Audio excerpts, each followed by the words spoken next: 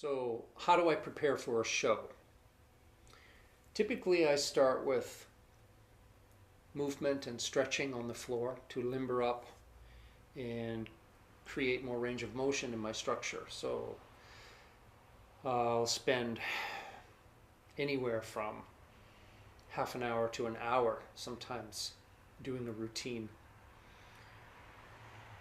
After which, or during, I will also do some vocal warm ups. I'll start slowly getting my vocals to stretch and lengthen and warm up.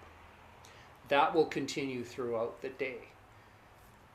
In the afternoon, I might add another vocal warm up with a little more dynamics and power behind it, as opposed to a morning warm up where I'm just doing very relaxed, maybe some lip trills.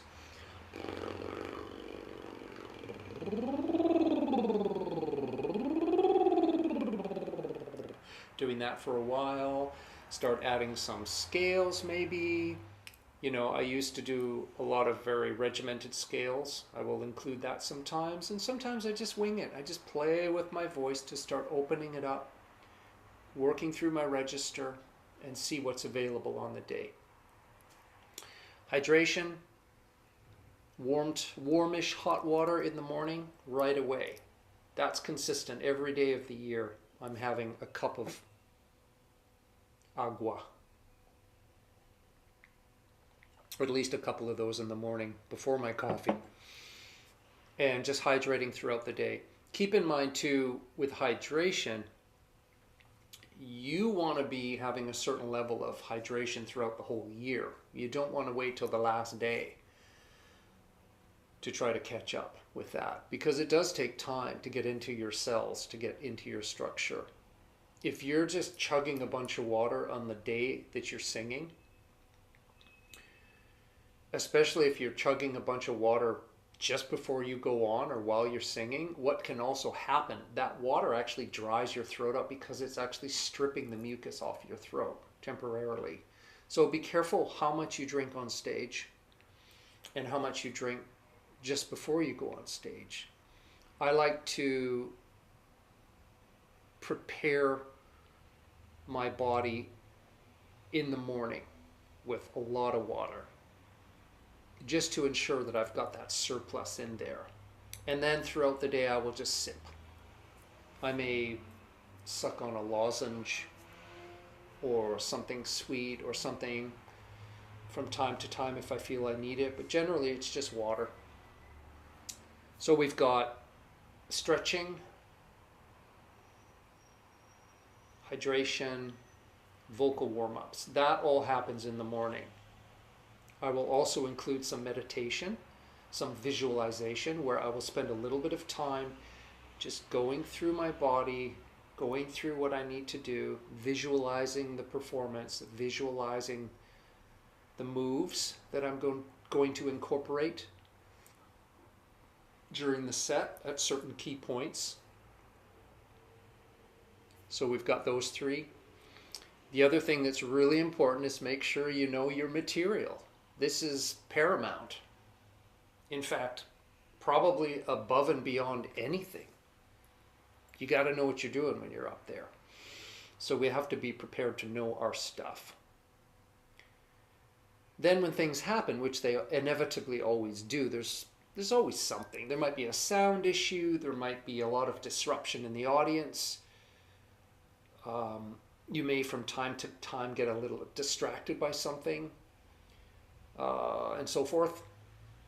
The more prepared we are with our material, the easier it is for us to focus on the next level beyond just trying to remember our lyrics or our parts for our instruments. You can now focus on the performance aspect of things, how you're connecting and conveying out to the audience, and how you're taking all those energies around you and being part of the space and transmitting and projecting, and right, all these things happen on another level. And it's very difficult to relax into that level if we're not prepared.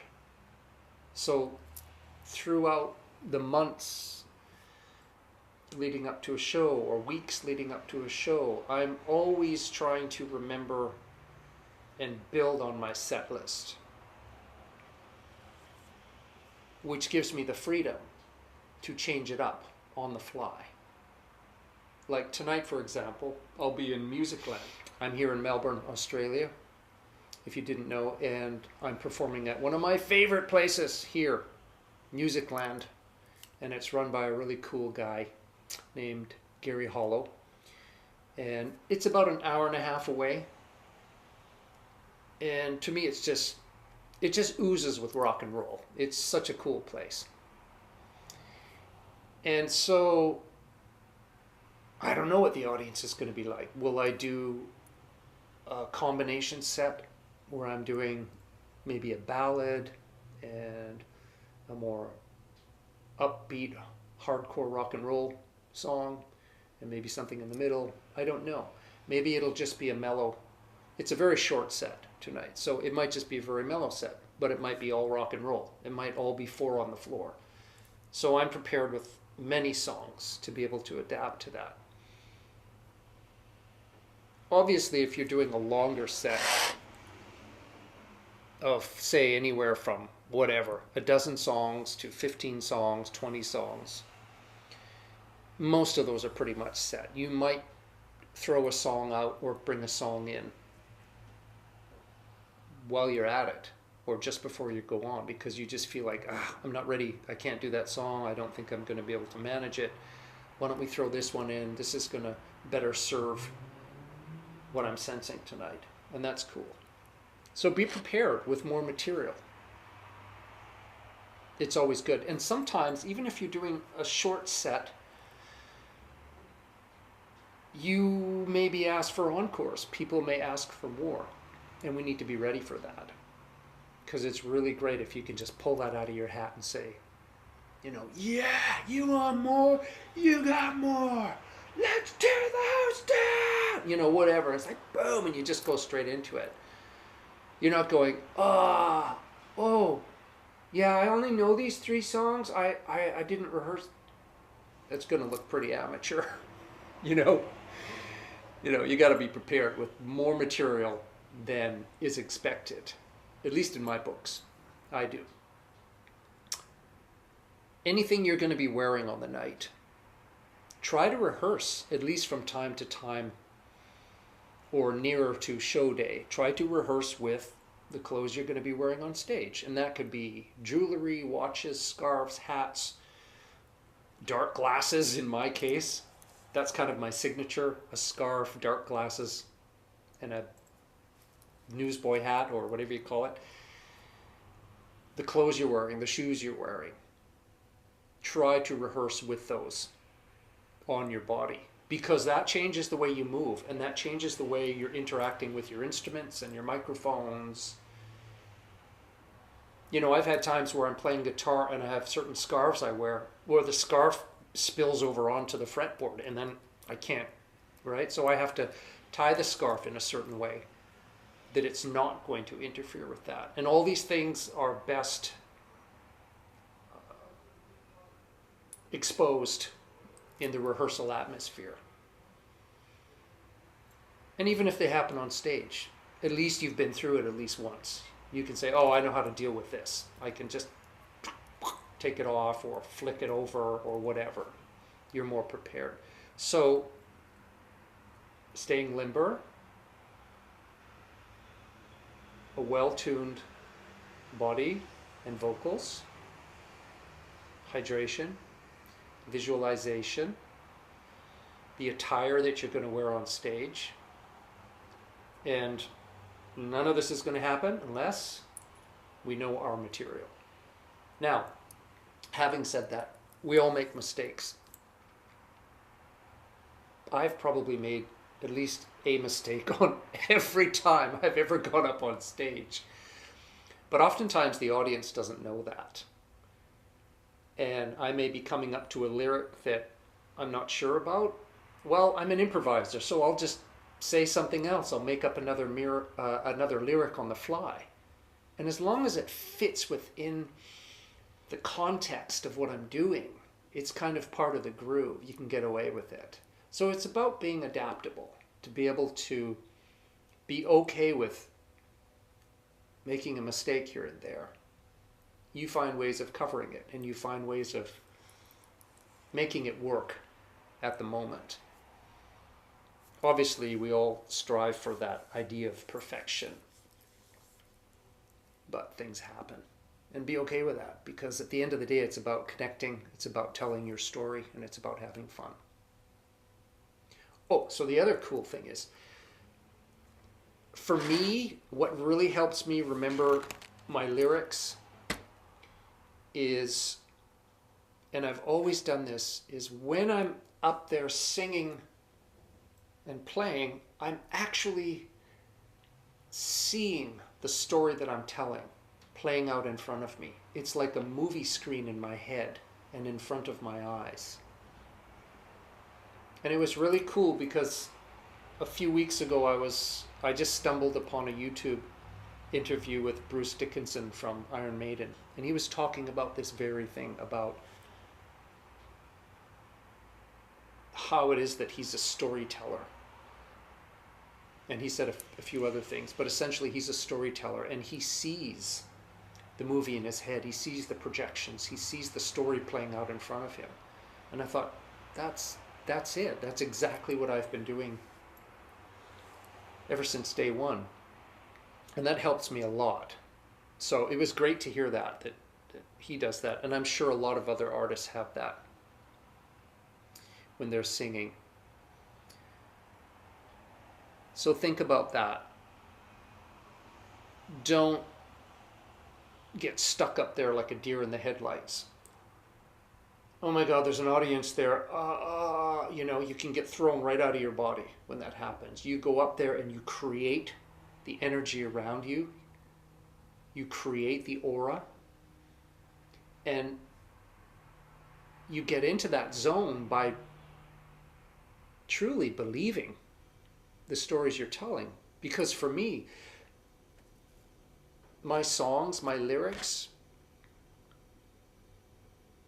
they are being given to me. I have to say, they're being channeled in from I don't know where. And I am telling a story. And to me, I actually believe that, at least in part, they're true. There's a lot of me in my stories, so there's a lot of truth in my songwriting. But there's this other element from the ether, from the imaginary world, which comes into it. And that's authentic to me. So when I'm telling the story and I'm singing the song, I actually see it. I see the audience in the blackness as part of it, but there's a hologram superimposed on top of that place in front of me. That's the story unfolding. And that helps to keep me embodied, to keep me in the context of what I'm conveying through storytelling and the song. So that's kind of it, really. The other thing, of course, is always check your equipment. When I'm playing guitar and singing on stage, I have a lot more to check to make sure my guitar is well prepped, to make sure that my effects board or pedals are working. I will always rehearse at least the day before a show and just double check again on the day of a show. Run things through, try them out. I always have my own mic. Even if I go to a venue where they supply the mics, I always use my own personal microphone. If I can get away with it, I try to avoid using the house mics, because even though, yes, they might wipe them down or whatever, there's still a lot of bacteria from God knows how many mouths on there. And the last thing you want to do is get a virus or an infection or cold sores or something coming off of somebody else's microphone. And it can happen. So advice to vocalists, anybody who's singing into a house mic, it might be worth investing in your own mic, a personal mic that nobody else uses except you. So that's really it. I just make sure that I've got my vocals warmed up well, that I know my material, I'm limber and loose and mobile in my body. I go over a few of the moves that I might be incorporating into the show. I have options for changing the set list, preparing more than I need for a typical set, and make sure my gear is ready to go and have doubles of everything, extra strings, extra shoulder straps, extra cables, maybe even an extra pedal. In case my floorboard suddenly goes, at least I have one distortion pedal or something I can just plug in.